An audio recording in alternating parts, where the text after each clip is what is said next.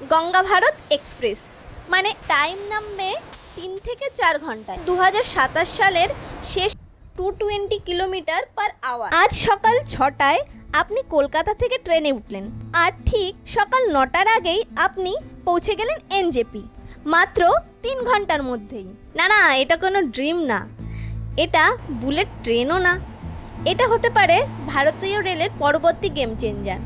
বন্দে ভারতের পর এবার এমন একটা ট্রেন আসতে চলেছে যেটা স্পিডে, টেকনোলজিতে সব দিক থেকে এক ধাপ এগিয়ে। যখন ইন্ডিয়ান রেলওয়েজ প্রথমবার বন্দে ভারত এক্সপ্রেস চালু করেছিল, তখন মানুষ লিটারালি অবাক হয়ে গেছিল। এটা কি সত্যি ইন্ডিয়াতে বানানো train? Fully AC, automatic doors, 160 kilometre per hour speed, airline style, comfort. Vande Bharat শুধু একটা ট্রেন না, এটা ছিল ভারতের মডার্ন রেলওয়েজ রেভলিউশনের শুরু। কিন্তু একটা জিনিস তুমি খেয়াল করেছো? টেকনোলজি কখনো কি থেমে থাকে? না, টেকনোলজি কখনো থেমে থাকে না। আজও কলকাতা থেকে নর্থ বেঙ্গল যেতে 8 থেকে 10 ঘন্টা লেগে যায়। দার্জিলিং, সিকিম, ডুয়ার্স সব জায়গায় খুবই সুন্দর, কিন্তু জার্নিটা এখনো লম্বা, ক্লান্তিকর। আর এখানে ইন্ডিয়ান রেলওয়েজ ভাবতে শুরু করেছে, আমরা কি এটা 50% কমাতে পারি? আমরা কি ইন্ডিয়াতে বুলেট ট্রেনের আগেই হাই স্পিড এক্সপিরিয়েন্স দিতে পারি? আর এখানেই আসছে আসল টুইস্ট। রেল মন্ত্রকের রিপোর্ট অনুযায়ী নতুন 2টি হাই স্পিড ট্রেন তৈরি হচ্ছে। এই ট্রেনগুলোর top speed 220 kilometre per hour আর operational speed 200 kilometre per hour. মানে বন্দে ভারত 160 কিলোমিটার পার আওয়ারের থেকেও অনেক বেশি।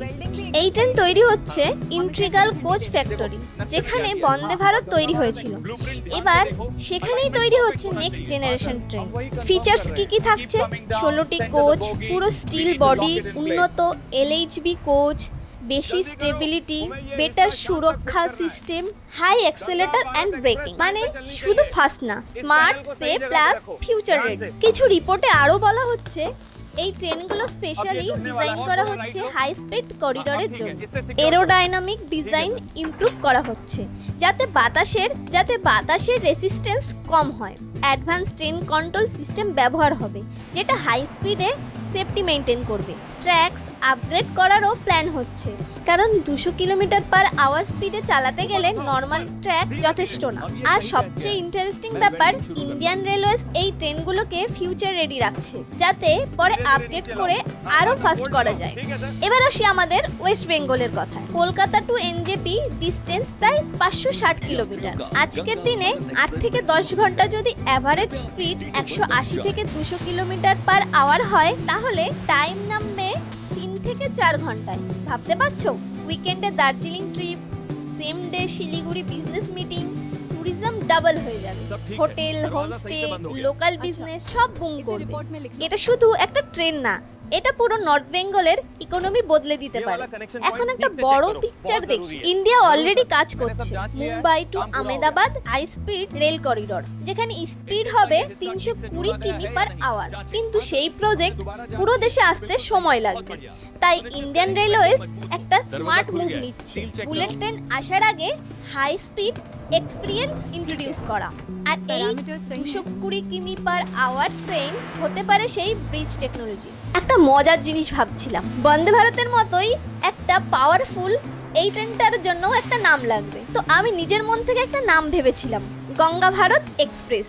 মানে অফিসিয়াল কিছু না, জাস্ট একটা আইডিয়া। কারণ কলকাতা, গঙ্গা, নর্থ বেঙ্গল সবকিছুই কানেক্ট করবে। তবে তোমরা বলো, এই ট্রেনটার নাম কি হওয়া উচিত? সবকিছু ঠিক থাকলে মোটামুটি 2027 সালের শেষ অথবা 2028 সালের মধ্যেই এই ট্রেনটি রেডি হয়ে যাবে। তারপর টেস্টিং, তারপর লঞ্চ। কিন্তু আসল সাসপেন্স এখানেই, এই ট্রেন কি কলকাতার রুটে আসবে নাকি দিল্লি, মুম্বাইয়ের মতো রুটে আগে পাবে? এইসব আপডেট জানতে এখনই সাবস্ক্রাইব করে নিন ইভেন্ট যাত্রা চ্যানেলটি, কারণ আমি তোমাদের সামনে আনবো ইন্ডিয়ান রেলওয়েজের ফিউচার আপডেট সবার আগে।